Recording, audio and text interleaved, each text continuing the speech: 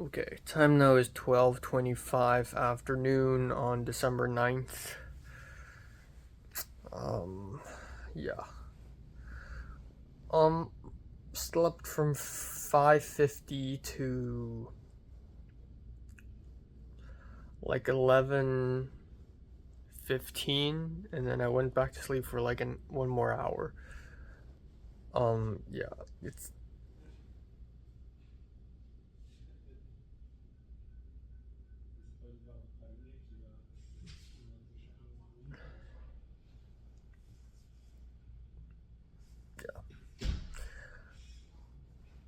it's getting insanely late. I still manage to run out of time, even though yesterday I don't have school or anything. Um, yeah.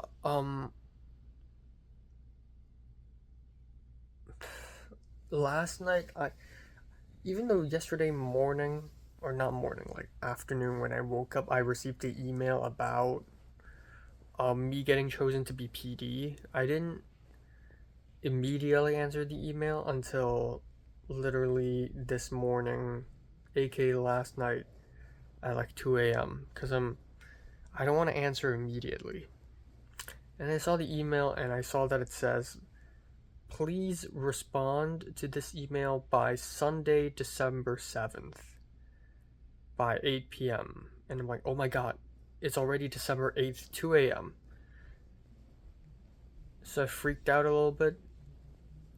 And then I looked again and I was like, December 7th? Sunday? What? December 8th is a Sunday.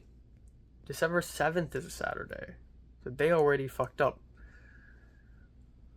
So, anyways, I responded. So, hopefully, I'll get back and hopefully, I'll put in a group chat or whatever. And hopefully, I get to hang out with the DP and the director and the writers. And then hopefully, suddenly, I'm like famous. I don't know. Um, yeah, another thing is, I bought the Brutalist movie ticket with Michelle. 3.5 hours long, December 21st. Here I come. I DM'd Shu Fan, the producer of the short film When Can I Come Tomorrow, but I'm not that worried actually about. So today the plan is actually to go back to the USC campus and help build a film set again. Um, but I wasn't that worried that I'm gonna be late or whatever because it's just construction day and I can just show up whenever and I can just leave whenever I want. And also, without them telling me where it is, I already know it's gonna be stage three, the biggest sound stage. And lo and behold, this morning Shu Fan responded saying, "Yeah, it's gonna be stage three. Come whenever." So yeah, I'm just gonna go whenever. I'm just gonna have a little breakfast, little lunch, and then I'll go.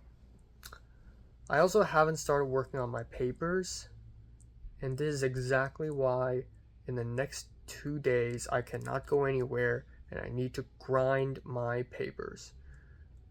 Speed run and grind 191 and 200, so that I can focus on the even more pressing matter that is religion paper and the white model, which is actually even more difficult. The 191 and the 200 papers are just a nuisance. They're not that difficult.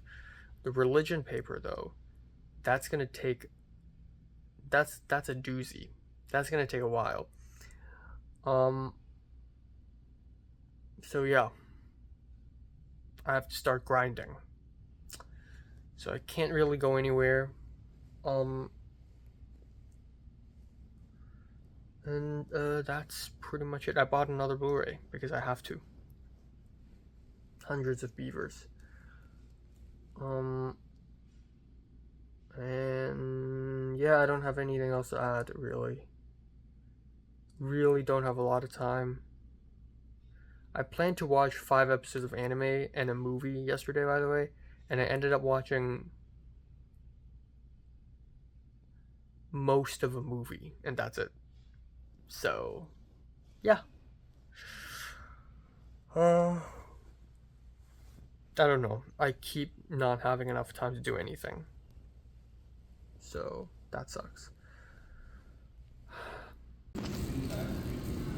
He's inside there. I think so. Yeah. Is it the rubber one? Oh my god. Not a magazine. Okay, which? The rubber one or the replica?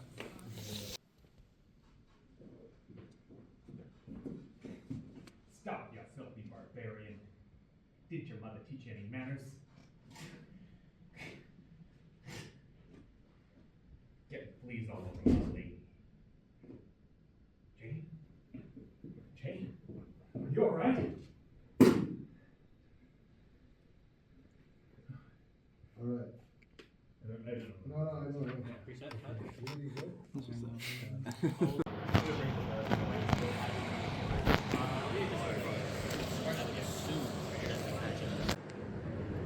Roar, Thunder!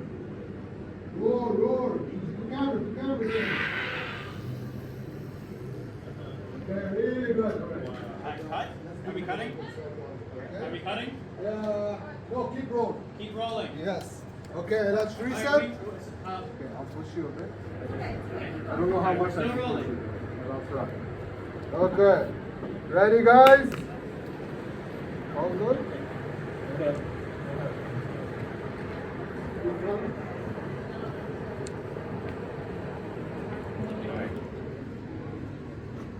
Kareem, I think you should start with this pan. Look at your screen.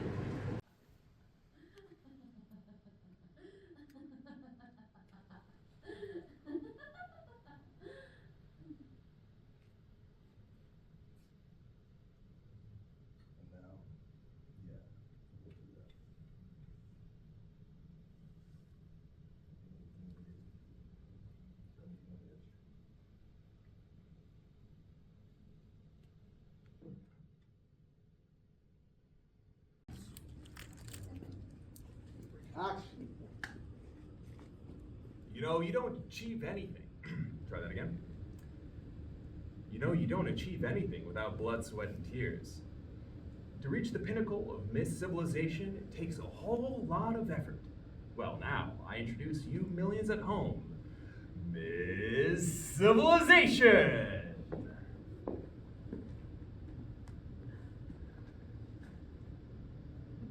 Miss Civilization, what do you wish for? I wish for world peace. And how do you feel that you will achieve world peace, Miss Civilization? Kill them all! Kill them all! Kill them all! Kill them all! Kill them all! Kill them all! Kill them all! Kill them all! Happy day one, everybody! Thank you so much. Let's get the house lights up and let's get out of here. Tail lights are at 9. We have 40. Okay, it's 10:18 p.m. and yay! No, not really. Not yay. Yeah, so today is semi-interesting. I'd say today's semi-interesting. I woke up and I thought today's just a set construction day, so I didn't really have and also I'm not like the production design. I'm not obligated to show up this early or whatever. So I didn't really care. I just I had a bowl of cereal, I filmed a couple reviews, and then I'm done. Like I'm out. I didn't even have time to make lunch. I don't know if, because I thought it's a set construction day, and I'm not 100% sure if lunch will be provided, and also I'm not sure if there would be lunch by the time I arrive. Maybe lunch break is already over, I don't know. But it's okay, like there should be crafty, And if I'm still super hungry, I can just go to Trader Joe's and buy a chicken wrap or something. So I left. I took a bus and arrived at the campus.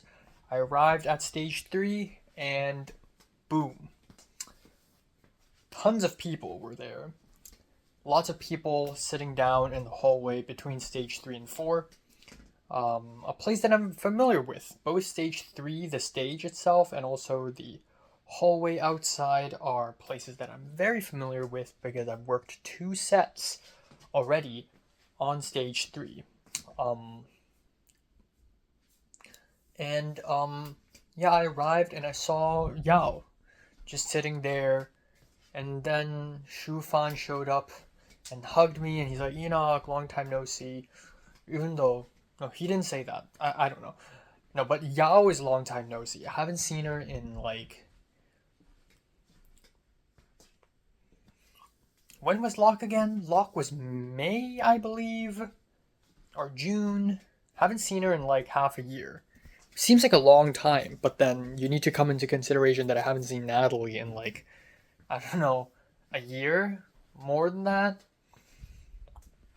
But yeah, I saw Yao, and then I looked to the back, and also I arrived right on time for lunch break. Like, the food was ready, it's Panda Express, and everyone's lining up with paper plates. I'm like, wow, this is the perfect time. And I feel fucking bad. I feel bad. Like, I didn't show up today at all, and I showed up super late, and I just got free lunch. But that's also, like, perfect, because I literally had nothing after a bowl of cereal and some potato chips. So this is perfect. And then I saw Maisie. I looked at the back, and I'm like, oh my god, she's here. And I said, hey, or I think she said, hey. And I'm like, oh wow, you're here. And so that's really interesting. And at first, we didn't immediately, like, talk, because we're still kind of strangers to each other, right? Even though I feel like I've seen Maisie a lot already, and I've heard of her name being mentioned a lot, but I and Maisie never really talked. So it's cool that she's here. Total surprise. Did not see that coming. And then, North showed up. North was like, hey Enoch. And I'm like, oh wow, you're here too. So that's cool. It's cool that I would go onto a set and then suddenly I will run into people I know. Like, I'm glad I have arrived at that point in my, I guess, journey at USC. And I still have 3 semesters to go, so hopefully more to come. But yeah, so I had lunch, and I talked with North and Yao. We sat together a bit, even though it was like quiet at times, but I talked to them about classes and stuff. North talked to me about the animation film class and how she's out of it at times, and I was like, this is already the best class in the entire semester.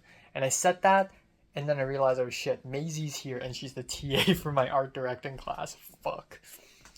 And Maisie, ooh, okay, intriguing. It's truly intriguing stuff. So, Maisie, she, like, again, I've seen her since late August. And through Jing Chen told me a lot about Maisie and how she's good at what she's doing, blah, blah, blah. And then Colin also knows Maisie, right? And then Jia Yun has taken photos with Maisie. People seem to know Maisie. Okay, Yao just DM'd me. Thanking me for coming. And so, I don't know, and Maisie seems like a fine, like an okay, approachable person during art directing class. And she smiles, and she's like easygoing. Even though you can tell she's a little grunge. She's a little grunge of a person, right? Wearing all black eyeliner, black nail polish, sort of like roughened up black nail polish. And so today I finally get to see her in her own natural habitat. And she's like a disheveled black cat, sort of hiding in the corner of places. during lunch break, she sat alone, sitting on the ground, and she's reading this red book. And sometime later, and then she would just sit at the soundstage and do nothing but read. So, ooh, a little intellectual, I see. So somebody asked her, what are you reading? And she's like, oh, it's called Running with Scissors, and it's like a very fucked up biography. So, ooh, she's like that. And it all kind of adds up because, like, Colin, Anya, and also to some capacity Christian, even though Christian isn't really part of that group. Like, it's like this small group of people who like emo, alt, fucked up stuff. So kind of my group, but not exactly. But yeah.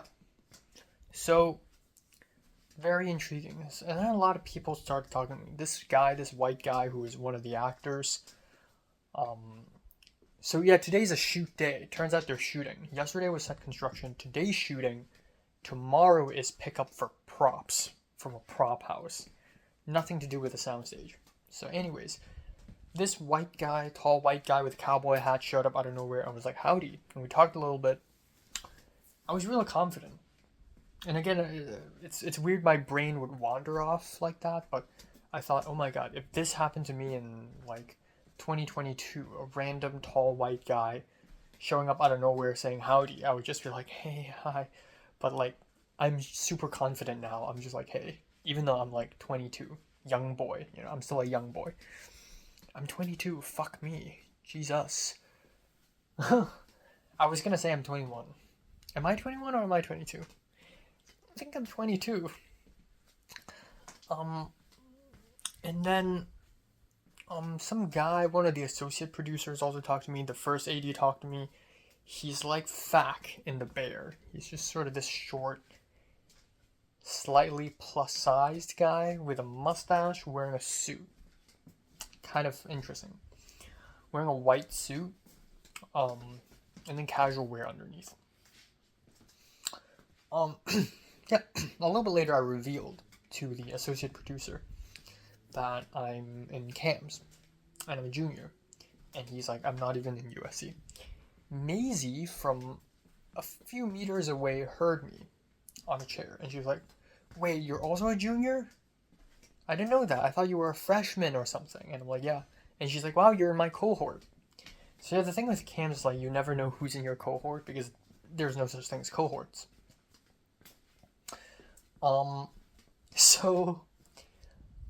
There's that.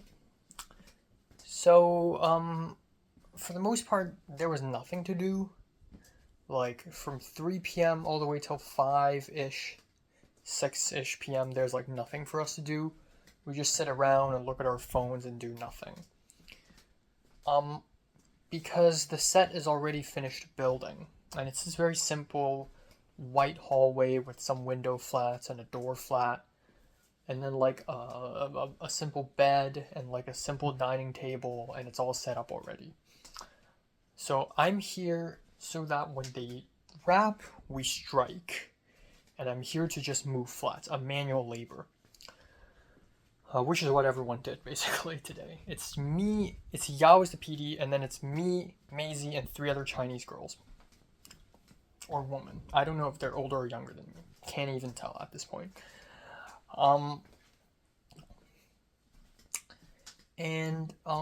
Yeah, did a lot of nothing. At some point, I thought to myself, I should talk to Maisie. Maisie's a good resource. She's into art, she's in CAMS, and she's friends with a bunch of people I know. So, I mean, gotta connect. So I approached her and I was like, what's the name of the book again? And she's like, Running with Scissors. And at first it was a little awkward. At first I was like, oh, I actually have some... I didn't want to interrupt her because she's reading. And if I'm reading, I wouldn't want people to interrupt me. But then I kind of like... It's a rare moment where I could talk to her for real because nobody had anything to do. So I was like, oh, I actually have some questions about the white model. And at first she's a little distant from me, which is a good sign. I think it's a green flag. She has her guard up. If I talk to a girl and she's like immediately opened up everything to me, it's like, okay, you're not you don't have the guard, like Rachel. But she's a little guarded at first. I was like, oh, I have some questions about the white model. And then I just asked a bunch of questions like, so the due date is the 16th, right? What time? So do we just like draw a plan and then plan things out and then et cetera, et cetera? And then she's like, yeah, I'm pretty sure we already talked about this many times and we already sent like a few emails about this. And I'm like, yeah, I'm just like, my memory is like, and she said, yeah, I get it. And then I was like, oh, I'm going to sit. And then I sat beside her for a little bit, and then we just talked. And it was actually a really nice conversation a few seconds later. A couple minutes later, actually. I was like, oh, so what are the classes are you taking? And she's talking about the class she's taking and next semester. So we didn't have any overlaps. Like, yeah, we didn't have any overlaps. She's taking 473 film theory. Same class with Colin and Rachel right now. And yeah, she already took the genre class like a few semesters ago, etc. But yeah, we talked and it was nice. We talked about 290 and talked about Jing and etc. etc. And then yeah, North came and we talked a little bit more about classes and then we had to leave. So we started striking the set and it's really nothing but manual labor. And I feel bad because I'm the only guy. It's Yao, Maisie, 3 other Chinese girls. It's like 5 girls and a guy moving flats. So we had a lot of difficulty moving. It was really heavy, but I really tried my best. Thank God I brought my gloves with me. And yeah, we just moved again and again and again and again and again. And then at the end we even moved like props like tables and bed, whatever. And yeah, that's pretty much it. Not much else. At the very end, Yao taught us how to use a ratchet strap, and everyone fucked up. We don't know how to use a ratchet strap. It's like a kind of like a leather, not leather. It's like a silk wrap. It's a strap around a bunch of flats. Okay. And then at the end, we left. And Yao, halfway through today, Yao asked me if I'm gonna join tomorrow. Because tomorrow, as it turns out, they're not shooting. We're not building a set. Tomorrow, we're going to pick up props at a prop house. The thing is, I didn't plan to go tomorrow. I plan to just focus on my papers and stuff. And I realized because I haven't started yesterday, and the 191 papers due 3 days later, like I have to fucking start.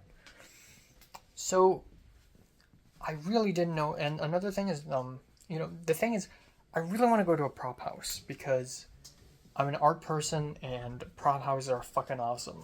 And I've heard nothing but great things about prop houses, but I really want to go. But the downside to going is that I'm not going to have a good night's sleep. I have to wake up at like 7:50 or 8 a.m. and arrive at Robert Zemeckis Center by 9 a.m. And it'll be all the way until 5-ish, 6-ish p.m. I can't dedicate so many hours tomorrow just to move props around when I have papers and like I look at my phone, I look at my Google spreadsheet and I see all these films I need to finish watching and all these YouTube videos I need to finish filming and editing. I genuinely can't do this tomorrow. So I thought about this for a while, but a little bit later I told Yao and then Shufan. I was like, yeah, I can't come tomorrow. Unfortunately, I can't. And I think I made a wise decision because even if you ignore all the papers and stuff, I'm not gonna wake up at 8 a.m. tomorrow. Last night I slept at nearly 6 a.m. It's physical suicide. Or like physical harm, physical damage. I can't do that. So I'm not gonna do that. But yeah. And then, but yeah, we left and Maisie walked one way and I walked the other. And we stopped for a moment and it got awkward and I was like, oh, can I have your Instagram? And she's like, sure. And I typed M on my search bar and I found her immediately. It's either her or Matt. And then she's like, sure, I'll follow you back. So that's it. We connected by chance because USC is all about chance. And again, like I've met Maisie pretty much every Monday since late August, minus 3 weeks. And I don't know a single thing about her. After today's slight, tiny conversation, I know way more. And I think this proves a few things. Right now, I'm doing quantity over quality, meaning I'm meeting a lot of people. That's true, but I don't get to really socialize with people. But another thing is, like, it has nothing to do with time. It's not like if I dedicate a lot of time on one person, I'm going to know a lot about them. It's also about the quality of the conversation and how much we talk about. So yeah, really interesting stuff. But then again, I still don't know anything about Maisie. I talked to her about classes and like film sets. We talked about Tristan Saint Germain, and I jokingly said, "Oh, this mysterious legendary guy," and he's like, "Yeah, he seems kind of mysterious at first, but he's actually really easy to talk to." Yeah, that's barely scratching the surface, but I think it's always about the quality of the conversation. So anyways, tomorrow, home all day, I'll be grinding papers, grinding YouTube videos, grinding movies.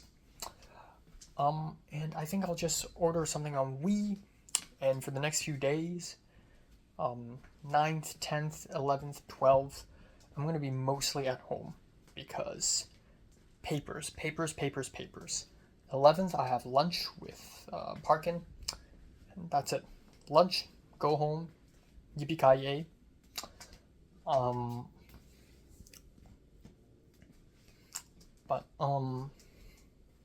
I really want to bring him to Yangguofu.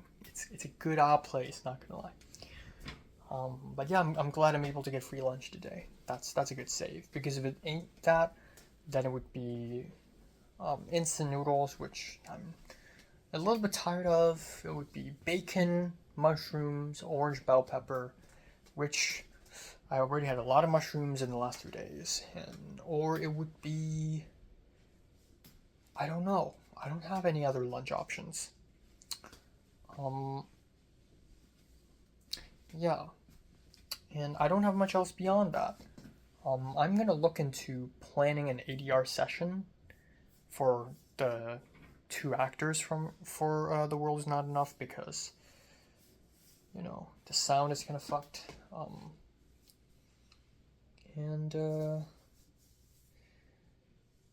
Yeah, I think that's it.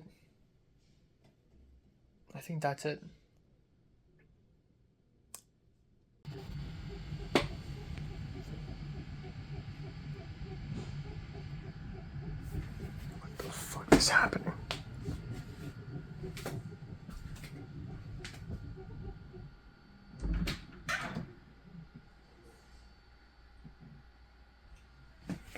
Okay, time now is 2:01 p.m. on December 10th, 9th, yes. It's been a while since I filmed like these morning videos where I'm just like standing up instead of on my bed. I feel like I'm getting used to just doing these videos right off the bat, right after I wake up, but honestly, if I have a full night's sleep and I'm feeling energetic, I should just do this. Yeah, I'm feeling okay. Slept from 5:30 to 1-ish or 1:30. I slept 20 minutes earlier than last night, so at least there's that. And I hope I could keep going earlier. There are a couple things I forgot to mention, actually. 2 days ago when I went to Ralph's, some Mexican guy was like, mijo, something, avocate bueno. And I think he thought I was Mexican too. And I looked over there and I was like, yes. And with my limited knowledge of Spanish, I was able to tell he's trying to tell me how good these avocados are. And I'm like, yes. And he's like, yeah, very good.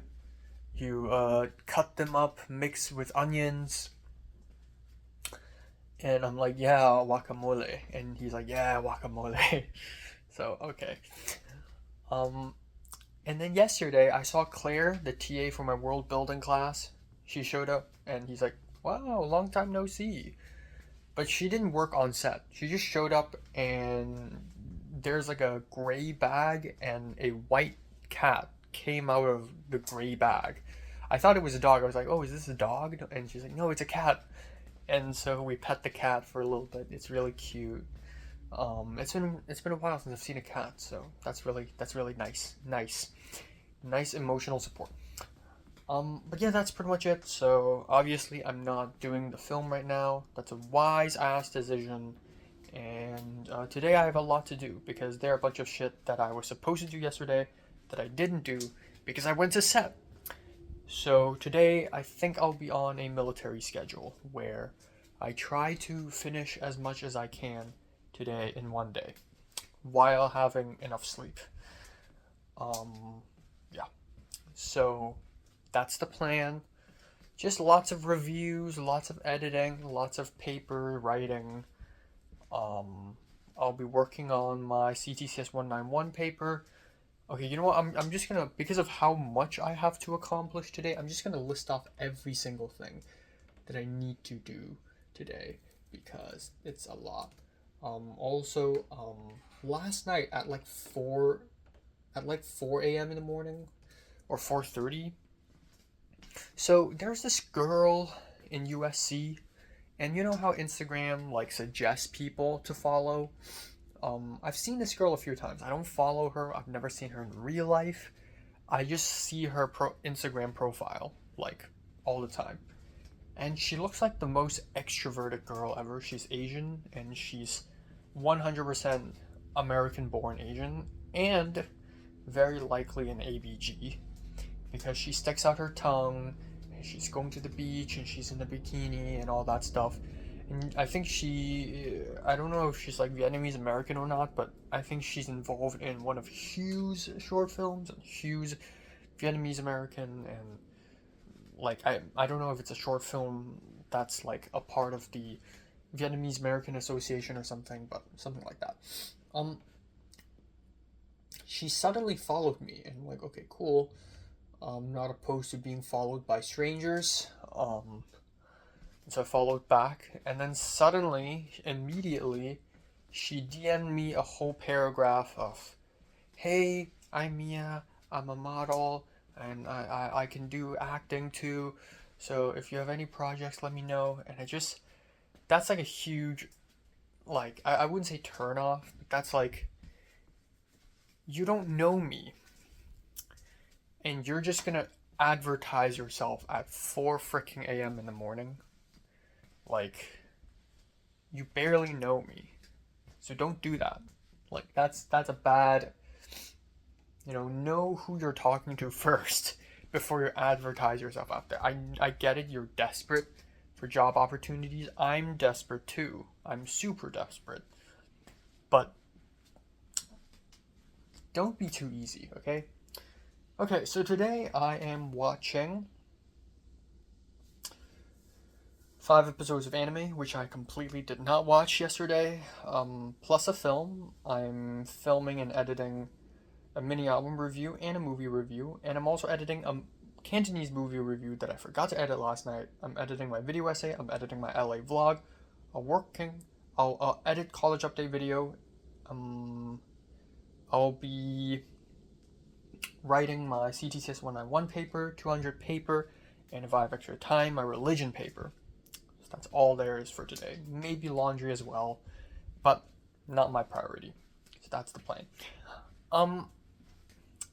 Yeah, home all day today, possibly home all day tomorrow. I need the fucking time. I need time to work on these papers. So yeah, we're gonna do a double whammy. Also, if I have extra time, I want to continue testing out Blu-rays. I tested out Drive My Car and Grand Budapest Hotel last night. I want to test out In the Mood for Love next. Yeah, either way, anyway, I also DM'd. I was talking to Naja for a bit in the last 2 days to sort of figure out what to do with the sound for my short film, because one of the scenes is just the sound is fucked. So I may have to ask the 2 actors to come back and ADR it. Like, I can just put subtitles, but honestly, right now, this is my 8th short film. I have a certain kind of professionalism. And then, yeah, I also talked to Wang last night about what she needs to compose music, and she said, just send me the first cut, and I'm like, okay. So yeah, I also need to edit my short film. I spent a little time editing my short film last night, and by little time, I mean quite some time, and the short film went from like 11-ish minutes to 20-something minutes, just over the span of, I can't believe I edited 20-something, like over 11 minutes of material over one night, and that's bad. I feel like I'm not editing with like full concentration. I feel like it's like a really, really rough cut, and it's kind of all over the place, and I don't know why. Like, when I edited Love and Death, or even Objects in Mirror, it was like very concentrated. Like, I was aware of like how long every shot should be, but this one is just so loose. Like, I put shots down and I'm like, should I just delete this whole shot? Or like, should I just change it up completely, the order? This one is really loose, and I don't know how to deal with it. So, yeah. But yeah, right now my short film is 22 minutes long, which is absolutely insane. That would make it, and it's not even done. Like, there's still like 4 scenes left. So the final product might be 30-something minutes, which is crazy. I know there's an extended cut and there's a theatrical cut, but even the extended cut shouldn't be longer than 30 minutes, and the theatrical cut should be less than 20 minutes. Like 18 minutes max, including end credits, in my opinion. So, fuck. We'll see. We'll see. Fuck. What am I doing here? Fuck.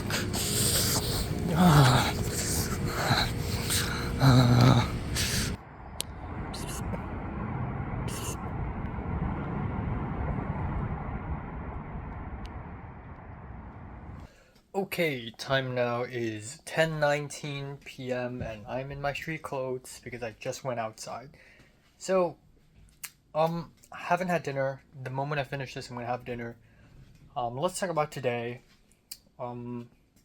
So today, for the most part, nothing happened. I woke up and it's military schedule. So this means I pretty much follow a strict plan on what to do. It's not super strict, but I still try to like finish something every hour. So for the first hour, I had breakfast, and then the next hour, I filmed the 2 reviews, and then I back to back edited all 3 YouTube reviews and uploaded all 3 of them. And then I started watching Owari Monogatari episode 1, which is 48 minutes long. I'm almost done with it. And then suddenly, I realized something, and that is, yesterday, I saw Maisie on set, right, and then we talked about the white model and everything. The thing is, it would be kind of mean if I was like, oh, I have questions about my white model and stuff like that, and then Maisie responded saying, oh, you can just come to office hours tomorrow. It would be mean if I say that to her, and then she told me to come to office hours, and then I don't come to office hours. And the office hours is literally tonight 6 to 10 p.m. or 7 to 10, 6:30 to 10 ish, around that time. And then I was like, oh, maybe I should go. Now, of course, upholding my pride isn't the only thing that compelled me to go, but it's also because I genuinely have questions about the white model and just the whole project in general. Because the thing is, like, out of the 5 finals, the 2 of the biggest finals I have is the religion paper, which is probably going to be 20 pages long, or this is actually the biggest one, because I've never built a white model, never done all that shit, and I need to present in front of industry professionals. Like, oh my god. So yeah, so I honestly have tons of questions, so I immediately started working on it. I've never even started working on it, haven't looked at the guidelines. I immediately started. So I stopped the anime for a bit at around like 7:30-ish, and I spent about maybe an hour just like drawing on my sketchbook and trying to figure out how to build that one room in Game of Thrones. Finally, production design.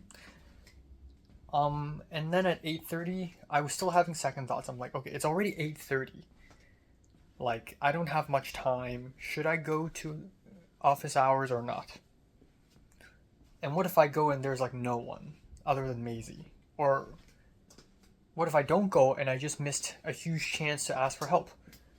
I was really torn apart. I really had no idea what to do. And the thing is, I didn't even plan to go outside tonight. I didn't plan. If I stay at home, I would save so much time. And I would be able to continue editing reviews, finish anime, finish the film, make dinner, etc., etc., etc. So I really, like, I called the lift, and by that point, I was downstairs, I changed my clothes and everything. By that time, I was still thinking maybe I should just cancel the lift and go back home and just get it over with. Who cares? And then I thought, nah, I already changed my clothes and everything. I even took my laptop out. I'm like, okay, I guess I'll have to commit to this because I already changed my clothes and I'm already outside. So the lift came very fast and I zoomed all the way to Robert Zemeckis Center, the building opposite of that. I got my wallet, I remembered it, and it was 9 p.m. by the time I entered it.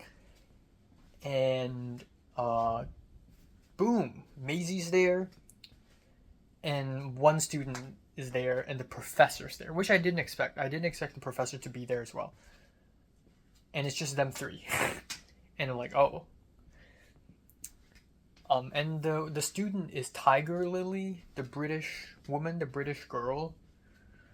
But she's not talking or anything. She's just listening to music and drawing plans on her own. So it was a bit awkward at first. I was like, hey, it was a last minute decision, but I have some quick questions.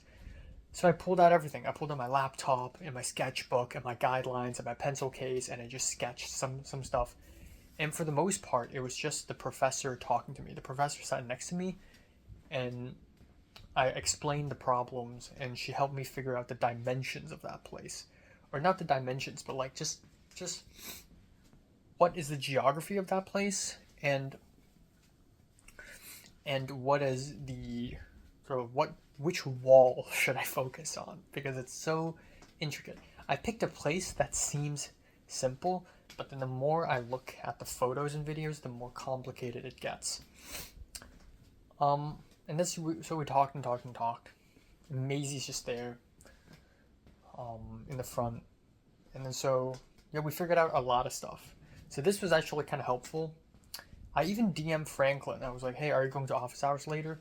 As if office hours are compulsory, and as if Franklin would go, because Franklin's not that kind of student. So I'm like, why the fuck did I even ask Franklin? I'm just asking for people to help because I don't want to go alone, because I'm like scared.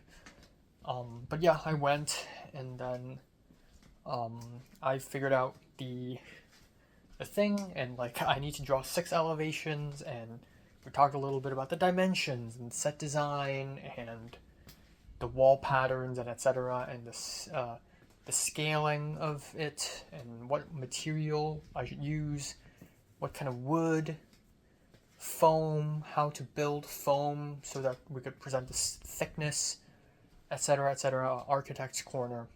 So I left. Now here's the thing. Earlier this morning, I realized that the white model is due on the 16th. That is exactly 1 week from now. Holy balls.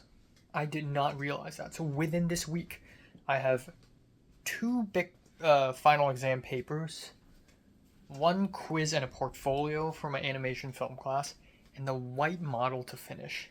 Not to forget the religion paper, which is due next Wednesday. Holy shit, I actually don't have a lot of time. And the thing is, next Wednesday is the 18th. Plus 1 week, it's Christmas. Christmas is in 2 weeks. Bro. So, yeah. I mean, that's a lot. So I planned out what to do every single day. And I realized there is indeed a lot. So tomorrow, and another thing I remembered is tomorrow is not a home all day. I actually scheduled to watch Nickel Boys tomorrow, plus Q&A at the Robert Zemeckis Center, literally the same place I just went to. And so I need to finish the 191 exam earlier. On top of that, I have to buy tools from Architect's Corner. And I have to buy them as soon as possible. Of course, today is too late. It's already 10 p.m. and it's closed. I could do it on Wednesday, the 11th, but the thing is, the 11th, I have to have lunch with Parkin, and I'm possibly studying with Rachel, because yesterday Rachel asked me if I want to study together. I'm not sure. And there's no way I'm going to buy it that afternoon, because Architect's Corner closes at 4 p.m.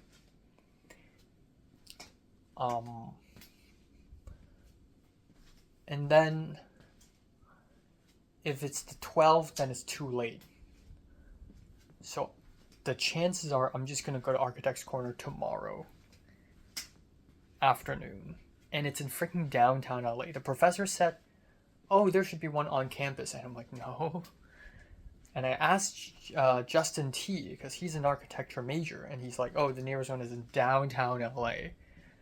So I'm going to have to take a dash bus to downtown LA to that one store. And it may I remind you, it's not within the lift zone. And B, the store closes at 4 p.m. So I can't use free lift anyways. So I have to go like tomorrow. Tomorrow's my only chance. So everything's like very complicated now. 12th is definitely a home all day. 13th, 14th, I might help out on the film set. But yeah, this is a lot. So, we'll see. We'll definitely see. Thank God I didn't agree to go to the film set today, or the prop pickup, because I saved so much time by doing that. But yeah, now things have complicated. But yeah, at the end, after the professor finished helping me, Maisie was responding to a student's email. The Michaela, the girl who was sitting next to me last Monday, she wanted to do Mishima Life in 4 chapters, and I overheard it, and I was like, oh, Mishima Life in 4 chapters? And the professor's like, oh, I haven't seen it, is it good? And I was like, yeah, it's great. It's like a biopic with 3 short stories inside, and the sets are beautiful. And the PD is Ishioka Eiko, who is the costume designer for Bram Stoker's Dracula. Like, I'm such a film nerd. And then, the professor was like, oh, Enoch, you can take a look. So, like, there are a bunch of photos on the student's email, and Maisie also let me look and asked me which one do I like more, so that she could decide on which one she's doing. So it's a bit comforting to know that some people are still deciding. I've already decided, and I have a general plan. But then Tiger Lily, the British girl, I looked behind me, and she already had the ground plan drawn. So different paces, I guess, but yeah. But that was totally unexpected. But that didn't also take that long of a time. Like between me calling the lift at my apartment and between me just coming back home, it's about 1.5 hours, so I didn't lose that much time. So yeah, Jesus. Time. Time is of the essence. I talked a little bit more with Christian. I told Christian, like, APCA, they hire people on a rolling basis, so you may get chosen in the future. And Christian's like, I think not, because I don't have a lot of filmmaking experience, which is bullshit. I think APCA web episode and APCA productions in general is like, they're like the lowest tier. And no, the lowest tier is like making a short film for friends. The second lowest tier is APCA. If you have no experience, that's fine. No one cares. It's a club thing anyways. No one's gonna watch it. And then 310s and 480s are a bit higher, and then MFA is even higher, and then things beyond MFA are really high. So, I mean, what's the big deal, man? So I hope Christian gets hired.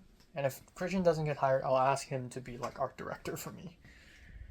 Because why not, you know? And hey, maybe I can return the favor. Like if Christian gets chosen as the PD for Katie's short film, whatever she's gonna do, maybe I'll be art director for him.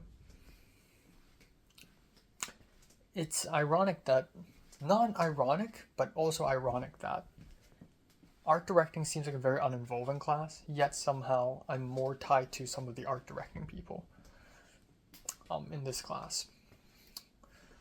And then, yeah, what else? Not much else. Dinner now. And then it's gonna be 12 at midnight. I'm gonna have steak, potatoes, and green beans again. Cool stuff. Tonight, 12 at midnight, anime. God, I have a lot to finish. And then the film. And then I have to edit 3 more stuff. College update video, video essay, LA vlog. I don't have time to draw, that's okay. I'm gonna write my script though. Oh, my short film too. Yes. And most importantly, the 191 paper. Okay, that's way more than I expected. Dinner time. Okay, time now is 12:30 afternoon on December 10th. Yeah, I slept from pretty much 6 a.m. More like 5:55, but let's round that up to 6 a.m. And I woke up by an alarm at 11:15 or 11:40. And of course I immediately went back to bed because that sucked. Wow, oh my god. I planned to go to bed before 5 last night. But I just have so much to do, and once again I ran out of time. I didn't finish everything I wanted to finish. The thing is, yesterday I felt productive yesterday. Like, I did a lot of shit. I finished editing 3 videos. I filmed 2 reviews and edited 3 reviews. I watched 3 episodes, technically 4 episodes of anime. I went outside briefly. I also finished the first question out of the 3 small essays for my CTCS 191 final exam, which is due today, by the way.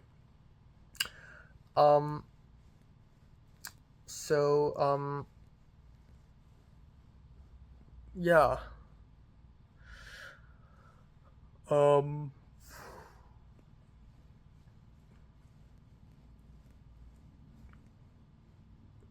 I don't know. I still managed to run out of time. I planned to watch the film Conclave last night. Did not watch that at all. But it's okay. I'm like... At some point I realized that I can't do everything I want to do. because I just give myself too many things to do within one day. And the priority is my final exams because they have a due date. And if I miss them, I actually get hurt. Also, like, the LA vlogs and the video essays, I didn't edit anything, but I did edit my short film. And I actually got all the way till the end. So I have a first cut now. Even though I wouldn't really call it a first cut because they're still missing stuff and missing voiceover and it's still super long. But yeah, that's that. I also edited a college update video. I also did a little bit of laundry. Yeah. But yeah, it's still not enough time. Still not enough time at all. That's why I wanted to wake up early today. Also, another thing is, I thought of going to Architect's Corner today. But the thing is, I don't have the time at all. I'm sorry. Like, I'm going to Nickel Boys screening, and I have to leave at around maybe 5:30. So actually right now, it's like 12:30. I have about 5 hours to finish the 191 exam, and film the review and edit a review, and then I need to leave. It's not a lot of time. And then tomorrow, I also don't know if I have the time. Like, even if I go to Architect's Corner today to buy art stuff, I won't start building my model until like 2 days later because I'm so focused on 191 and 200 papers today and tomorrow anyways. So I'm probably just gonna go on the 12th. Which sucks because I have to technically wake up early for that.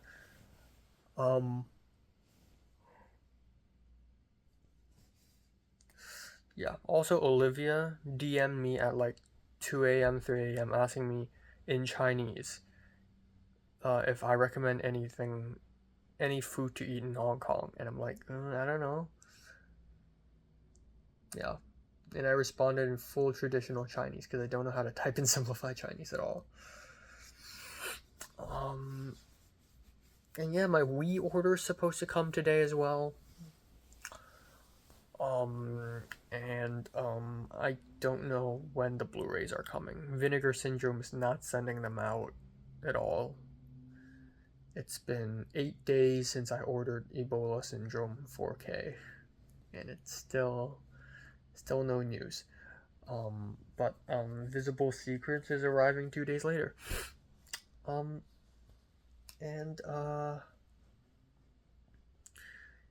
Yeah, that's it. The grind continues. Today, tomorrow, the next few days, it's just gonna be, nothing but grinding, really. Final exams come first, and then it's YouTube, and then it's movies. I'm a little bit lighter on movies, this month. So I'm watching a bunch of shitty movies because they're all skippable. They're all like skippable movies that I don't have to watch the whole thing in order to give a score. But Nickel Boys is something I don't want to miss. Genuinely do not want to miss. So, yeah.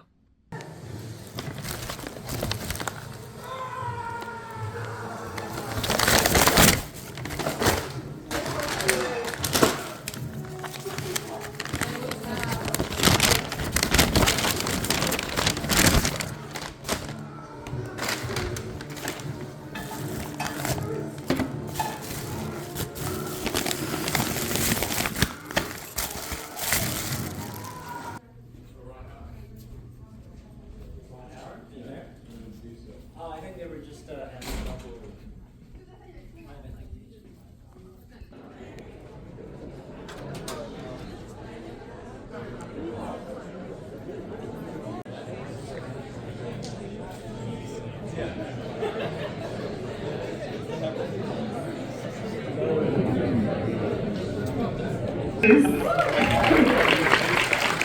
So, first we we'd like to thank SCA for allowing us to be able to co-host this screening. I'm gonna be proud of him too.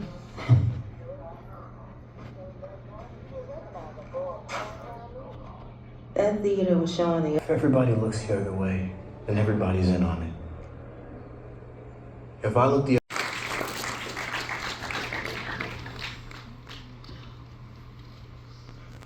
my home and that put me in the pen. If I ever do see his face once more. The film's director and two main actors. It will be moderated by our graduate representative, Fiend Gambo.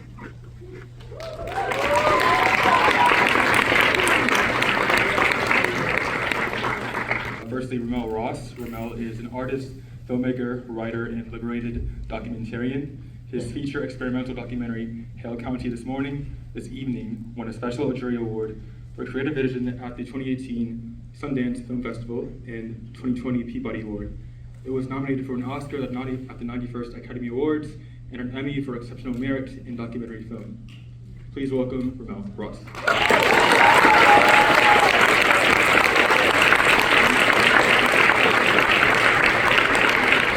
As young Yusef Salom in Ava DuVernay's award-winning Netflix series When They See Us.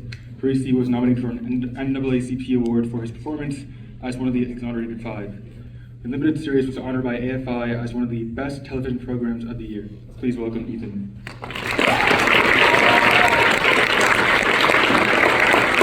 To the source material. Yeah. Thanks for staying, you all. So we get this book. Who's read Nickel Boys, the book? Oh, we've got one vocal and some other mutes, but that's okay. Sorry, that might have been inappropriate. So we get the book, Plan B. We get the book Nickel Boys, and my co-writer and I, Jocelyn Barnes, we of course read it, and we're pretty taken back by the power, and I think we're kind of unsure how to adapt it because, I think as most, large-scale literary feats, they have their own ecosystem of meaning and their symbols and their callbacks. It's relatively impossible to adapt something that is that efficient without leaving stuff out and maybe making the film feel a little bit too much in service to the thing that it came from. And so we made a pretty strong decision early on to distill the book to its essence, we called it, and then use that architecture just as its sort of story points, and then fill the rest with imagery and the poetry of looking from the perspectives of the characters, which I think allowed us to respect Coulson's narrative and not make something too tethered to it to force that comparison. So, that's really profound because, like, you mentioned, like, poetry, because I think, like, with materials like this, there's a tendency to tell it the same way it's been told before. I just really wanted to also, like, dive deeper on, like, poetry in Black cinema, and how you're also, like, contributing to, all the work that's been done in that, like Judy Dash's work and everything. Like, is there a need to be able to tell Black stories in a certain way that, you did say something that, sometimes we're constantly looking at Black folks, want to see things from the perspective, and how that informed, the choices you made in terms of, like, cinematography, for example. Just touch about, like, Black poetry in Black cinema, and, like, how that informed the choices you made for this film. Yeah. So there's a pretty devastating relationship between people of color globally and the camera. It's not been as friendly as one, I guess, imagines it to be if you don't think critically about it. The camera is, I call it the technology of racism. It's part and parcel with the production of Blackness, which of course is scientifically a fiction, but has like non-fiction consequences. And while that may sound like a grand claim, I think we know very well that one of the core uses of photography outside of general portraiture early on, as it replaced painting, was to sort of replace perception, right? Like you can go to a place and photograph the place, and then you can take those images back to where you came from, and it, you know, the other person kind of doesn't need to go now, and of course they do, but that process of using the camera inside Western Enlightenment ideology, which created this, you know, bizarre hierarchy between cultures, tribes, other countries, and the scientific method, and the white gaze, which is sort of navel gazing, you know, self-fulfilling logical system about, you know, intellectual superiority, one could say. You're getting these images from across the world, and then you're inclined by the ideology of the way in which it's interacting with the camera to think of those folks in a certain way, to think of them as third world, to think of their societies as less, or whatever. And so I'm interested in the photographic history of the historic South, because to me this is the foundation of Black visuality. To make this film, the idea is to take the camera into the body and make it an organ, to not use the camera, though, you know, there are degrees to which this is true, not true, to not have the camera be so intensely objectifying, which is, you know, what it does. I think this guy, I know this photographer, Stephen Shore, talks about, when he does his first intro class for students, he says that the camera is a monocular device. Human beings are binocular beings, right? Like we take two images, we collapse them in our heads, and we create something that has a little bit of depth. The camera creates relationships that don't exist, right? Like I can take a picture of this gentleman right here, and I can put that exit sign directly over your head and have those be on the same plane. I can equalize those, but that's a false relationship. So this relationship between the camera and as Hell County, power of the image, like how to actually use the power of the image.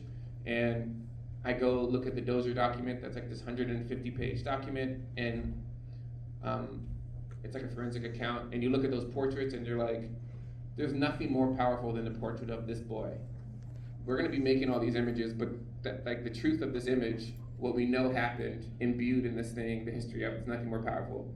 So am I gonna like be making images the whole time and not use that? Like that just doesn't make any sense, you know? Why would I'm not making a documentary, but so then like that's how those images get in there, and then you start figuring out ways to intertwine it. And it seems like it's taking a documentary approach, but what it's mainly doing is it's letting the content produce the form, as opposed to, you know, imposing the form on the content, which is I think what most kind of fiction films naturally do. Great. To Plan B, like both of them are shot with long lenses, you know, 50s and 80s, and 90s, and actually a couple 500s and 300s in the boxing scenes. And originally we were going to, I was like, the pitch was, I operated as well as Jomo and Sam Ellison. The idea was for me to shoot Elwood and for him to shoot Brandon, and to let our separate camera languages be the languages of your vision, to shoot you with wide angle and shoot you with longer lenses. But immediately, just too confusing. And not in terms of process or production, but like, we're already asking the audience to like, let go and be part of your vision. And now we're gonna like, be, you know, really messing with the depth of field and the field of view, alongside the archival, alongside all the other things. So we just shot them both the same. Well, it also, shooting it the same was also helpful for the kind of like reveal as well. And that, because I know the first time I watched it, I started to get a bit disoriented and started asking myself, whose eyes am I looking through right now? So I think that would have been a lot more obvious if there were two. Oh, cool. Yeah. Cool. And it made sense at the end. Yeah, it did work. It did work at the end. Yeah. But real quick, we had a couple camera systems. Sweet. So Jomo Frey is a sort of master of information. He's just like a really brilliant dude. And I think one of the biggest challenges was just finding. Yeah, it's weird. I mean, David talks about it quite intellectually, his experience getting to see the monitor and figuring out like what your shoulder movements might express and like your emotion, and Yeah, it's fascinating. But that was a custom rig too, because the SnorCam is only used facing forward up, and for really small cameras. It's in like Requiem for a Dream, and what's the one Scorsese film, Wolf of Wall Street maybe? I think Jonah Hill's running around like crazy or something like that, and it's pointing up. But and those are for smaller cameras, but our camera's a lot heavier, even though it's on Rialto mode. So Jomo basically had to invent with his crew like a rig system that could support the weight, and then we wanted to put it behind him, and so all of that stuff was just actual invention or modification. Was that also a Venice? That was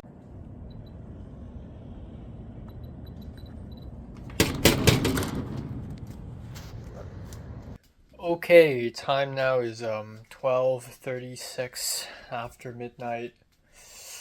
Oh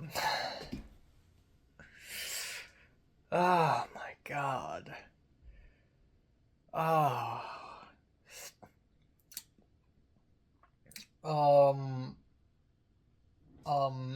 I am emotionally unwell. Wow. Okay, so here's my dinner. I haven't eaten anything for the last hour. So let's talk about today. But I just want to preface that I bit my tongue and I can't speak properly again. My tongue just healed like 2 weeks ago. So that's fucking great. I love it when I bite my tongue and it bleeds. I love it when that happens. It's beautiful, beautiful thing indeed. So this morning I woke up, but I of course went back to bed. And that was a terrible decision because I could have done so much more within that hour. I plan to do so many things. So there's before Nickel Boys and after Nickel Boys. Essentially at around 5:30 p.m. I need to leave my apartment and go to school to watch Nickel Boys and attend its Q&A session. And so I have to finish a certain amount of things before the screening, and I want to finish a bunch more things before the end of today, before I go to bed.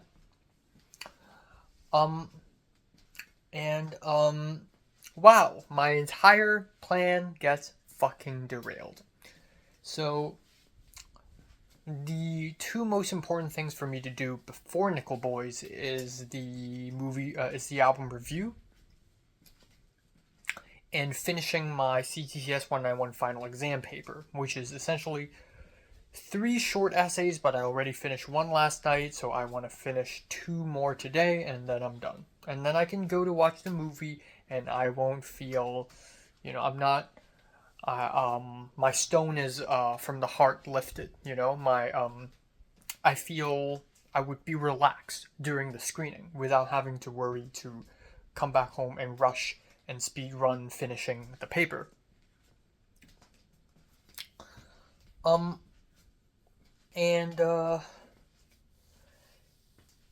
That's the 2 most important things, is finish the final exam and film an album review. And if I have extra time, I can also watch some anime and also edit my short film. And of course, I didn't do any of that shit. I filmed the album review and then I began working on my final exam from around 2 p.m. I believe, or I think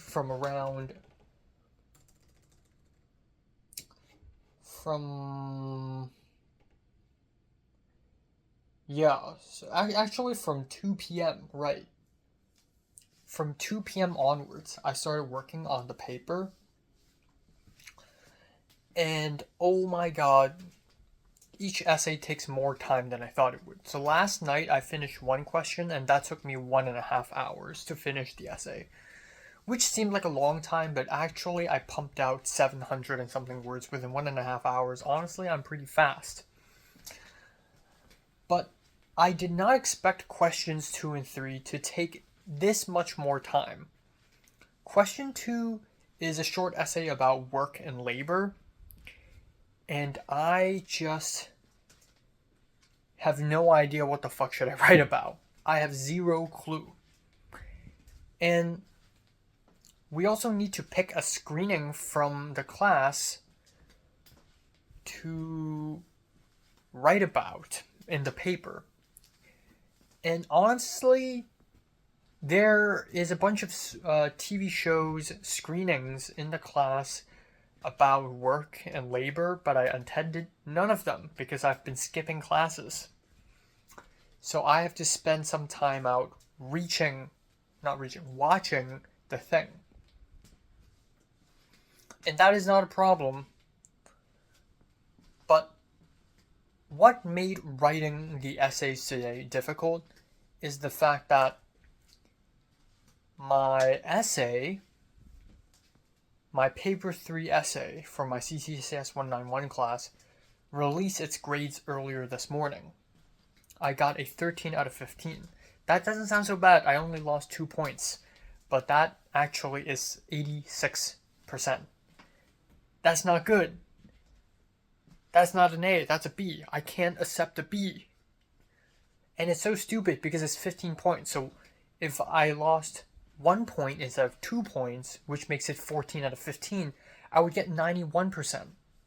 So I would suddenly become A. That's how much difference 1 point makes. It's fucking stupid. So of course I was a little bit conscious and I felt frustrated. I felt discouraged going into these essays. I just didn't have any confidence. So I honestly don't know what can I write and how do I make it better. So I tried. I wrote down for the next essay I'm gonna have a clearer thesis statement, have specific examples, and also have a nicer, cleaner structure so that I could, be better. And then I spent like a whole hour just trying to come up with the outline for the show because I can't fucking think. I had to do mental gymnastics in order to think of the outline for the show, for the essay, because I genuinely cannot. So question 2 is about the relationship between the content of the show about working and how it represents work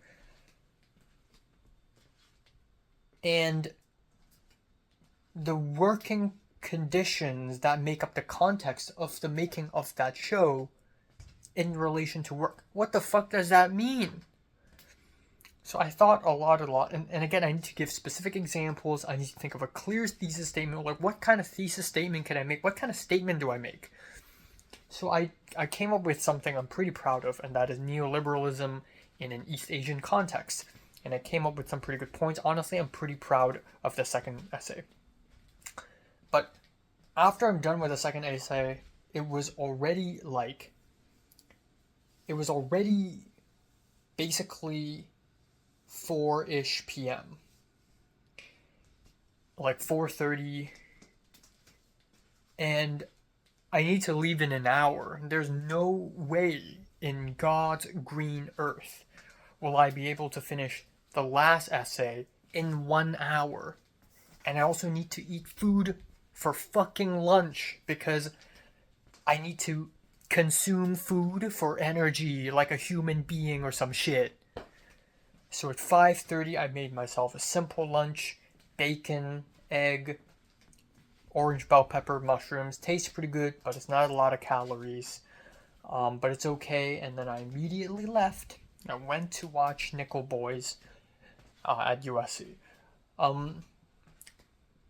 I went to Robert Zemeckis Center because, the Seed of the Sacred Fig screening is in Robert Zemeckis Center, so I automatically assumed it's got to be Robert Zemeckis Center. Also, the film is long. It's 2.5 hours long, plus a Q&A session, probably 3 hours. But the thing is, the event starts at 6 p.m., so if it goes from 6 to 9, and then I immediately lift back home, at least I have about 2.5 more hours to work on my essay, which is probably just the right amount of time.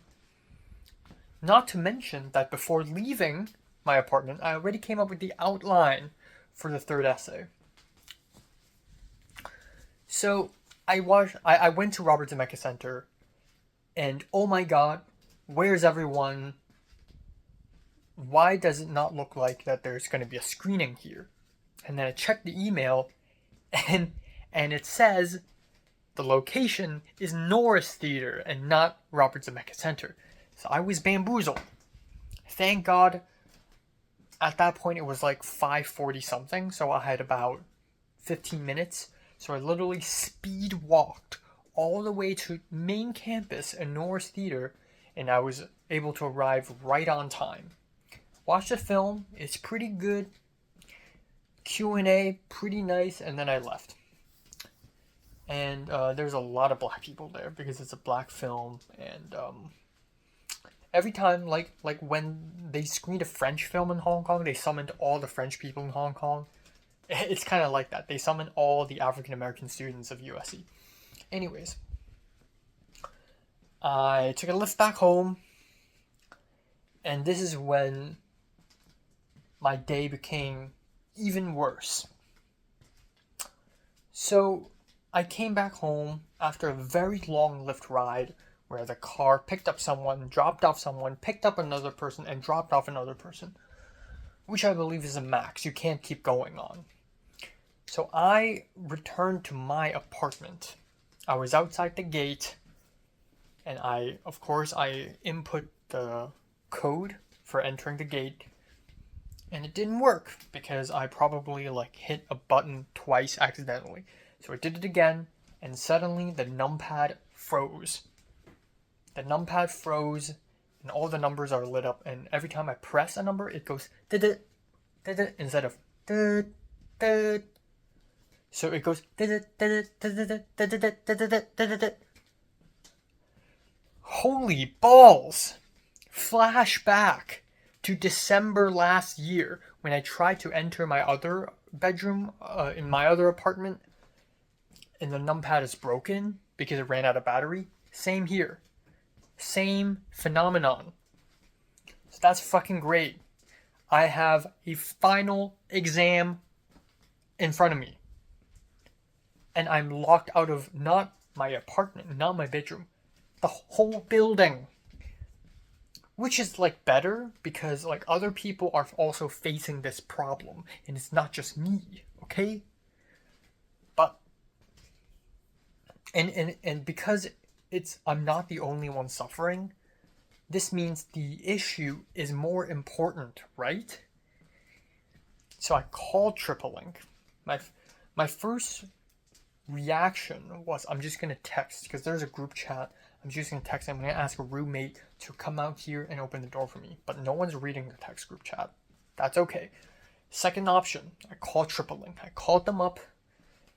I hit I went to emergency. I was like, I got emergency. And the woman asked me for my name, for my phone number, for my address, etc., etc. And so I explained I'm locked out of my entire building. Not just the building, but the entire lot of land that multiple buildings are on. Completely locked out because the numpad isn't working.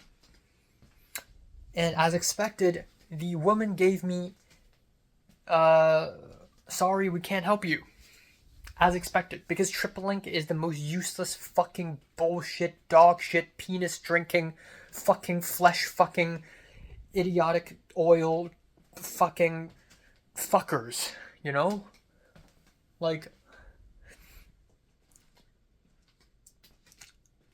Of course, they can't help me because they never can. Flashback to earlier this year when the Mexican guy had to camp at the living room because he forgot his password and TripleLink wouldn't help them because it's after business hours. Unless there's a fire or flood, it's not an emergency. So if somebody's arm gets chopped off, I guess that's not an emergency. I guess that wouldn't be TripleLink. That would be, calling the cops or calling the ambulance. Or I don't know, what if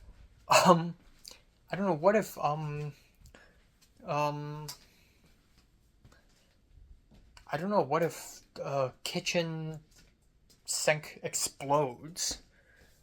Calling the cops wouldn't work. Who do we call? TripleLink. I don't know. It's just so stupid. So the woman was like, yeah, we can't help you. What you can do, however, there's a solution. Go to your website, go to your portal, and submit a maintenance request, and your property manager will take a look next morning during business hours. Hell yeah. Wow, problem solved. So I'm like, okay, that's good, thank you. And I said, okay, I guess I'll just camp outside. In the cold, it's like 10 degrees Celsius. Perfect! In the middle of the hood. Mwah! Love it. Love it when that happens. So, the woman was like, sorry, I can't help you. Great. Very helpful.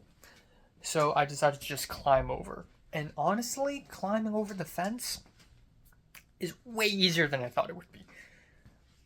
The guardrail, the fence, the walls of this lot is like metal bars, but you can put 1 foot on a metal bar, and then if you're tall enough, you can actually just yoink yourself onto a concrete pillar, and then you can just jump down.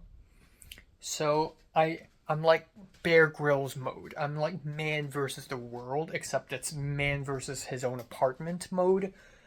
And I was carrying a diagonal bag, so I thought I should just throw the bag across first, or slide the bag across the metal bars onto the grass lawn. The bag is not sliding through, so I took my water bottle out and throw the water bottle through first. And while I was doing it, my earbuds popped out of my jacket pocket and fell onto the ground and smashed. Thankfully, I think they still work, but this had happened 3 times already, and that's fucking stupid. So I put my diagonal bag across, I yoinked myself over, and jumped back down. Very easy. The security here is very bad. And I screamed because I'm mad. And then I came home, and then, cooked dinner, which is rice, pork belly, gailan, kimchi. Pretty simple stuff. Clearly I'm not having enough calories today, but that's okay. I'll just eat snacks. And I have roughly 1.5 hours left after making dinner. And also, I usually eat dinner downstairs. I'm eating dinner here because I need to do the essay. I have roughly 1.5 hours left to do the final question. I saw my outline and I'm like, well, I have to redo this because it's not good enough. So I redid it, and I typed and I typed and I typed. And at some point I'm just like, okay, this is shit. So I retyped and rewrote some, and it still looks like shit. And it's getting really, really frustrating.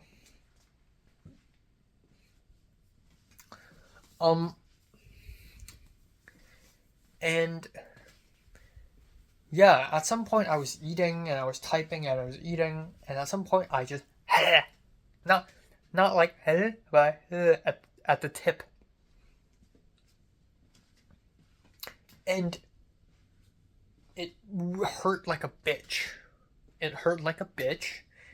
And the remorseful thing about this is that I could feel myself about to bite my tongue, yet I wasn't quick enough to retract my jaw or unhinge my jaw to prevent such an injury, because my mind has been deteriorating for the last few months. I feel like I've become stupider.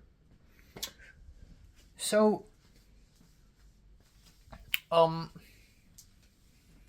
yeah, it hurt, and I had about 40 minutes. I was about 40 minutes away from the ending, from the deadline, and I'm pretty much on the second last or third last paragraph, which is, still have time, but it still sucks. I got really mad, and I really wanted to scream. I really wanted to grab something and destroy it. I wanted to grab my chair and just throw it across a room and smash against the window or something like that, or destroy a table. Like, I just want to cause destruction. I'm so mad. I immediately grabbed a piece of tissue place it over my tongue, and there's blood on it. I've bit my tongue before, but sometimes it's just a bite. Sometimes it bleeds. This is the kind that bleeds. And I was so mad. I didn't cry, but like I almost became a 6-year-old child. I was like, I did this. And it just feels terrible. And that made me realize how terrible I've been feeling all day today. So I bit my tongue. I have to jump over the fence. And my paper, I was confident last night that today, before 5 p.m., I'd finish this paper. But today, at 11:57, I was still on my last paragraph, and my works cited page isn't even finished. So I freaked out, and I don't know why. My mind is deteriorating or something, but I'm slow. I click on a website, and I'm still confused. Like, where am I on this website? I try to click on my Word document, but I end up clicking at the PDF, or I end up clicking, I want to go to one PDF, and I ended up going to another PDF, and I wanted to go to a specific paragraph, but I can't find that specific paragraph because this PDF is too large and too long, and there's so many words, and I just feel stupid. I just feel really stupid. And I'm already frustrated this morning because my essay isn't getting an A, it's getting a B. This adds onto my frustration. And I just feel fucking terrible. And my day's schedule is ruined. And I don't even know anymore. I'm supposed to meet up with my friends to have lunch tomorrow. I'm supposed to film YouTube videos. I'm not supposed to be injured. And now the tip of my tongue is bleeding. If this turns into an ulcer, I'm going to have to wait 11 days for it to heal. And may I remind you, by the time 11 days have gone by, like, it's already, like, over. I can't spend another 11 days in pain because of an ulcer on my tongue. So, I'm mad, I'm extra mad, and I'm very mad. And I'm not satisfied with my paper at all. It's funny because right after Nickel Boys, Rachel was like, "Oh, what's your progress?" And I was like, "Oh, I finished 2 questions already." And she's like, "What? You're a god. I only finished 1." And I'm like, "1? What do you mean? We have 3 hours left. That's terrible." And then I asked her what's her paper 3 score, and she said 91%, 91? I don't know, maybe I'm just too harsh on myself, but goddamn, especially the last paragraph of my final paper, or for my final essay in the 3 essays, fucking sucked ass. And I even went back to my first essay to like fix up some sentences and fix up some structures and add a bit here and there in order to polish the essay. And now instead of 700 words, it's like nearly 1,000 words. But like, Jesus Christ. And like, at 11:59, I immediately submitted a document. But it's not even complete. So I immediately finished the works cited page and the last paragraph, and then resubmitted for the 3rd time. Resubmitted to the portal. But it's already 12:03 a.m. So I don't know if that counts. Either way, it looks ugly now because I submitted the final exam 3 times. And the first one I submitted at 11:57 p.m. and that one was terrible because the last paragraph is 2 sentences and the works cited is not even complete. And then I was like, oh my god, I can't not have my works cited incomplete, because if it's incomplete but then I've cited sources, it means the school is liable to sue me for plagiarism. So I typed in a very shitty citation, and then I submitted again, but the citation is still shitty, and if it's shitty, this means I can get sued and I can get into legal trouble because my works cited pages is not perfect enough. And then there's the final paragraph, and I don't want to end things on a sour note because a bad ending kind of ruins the whole thing. And it just looks terrible. The entire paper looks terrible. I can't have a good essay done. I just can't. I don't fucking know anymore. If I don't get an A in 191, it's fine, but that would make it the second B I've ever gotten in my college life history, which is still an achievement. But it would be a B. Ironically, the fact that I went to office hours with the professor yesterday probably boosted my chances of getting an A in art directing class, which I think is more important than freaking intro to TV. But I definitely want to get that magna cum laude when I graduate, you know? I definitely want that magna cum laude. Yeah. Either way, I'll carefully finish dinner now, and I invited Glenn to lunch tomorrow, so yeah.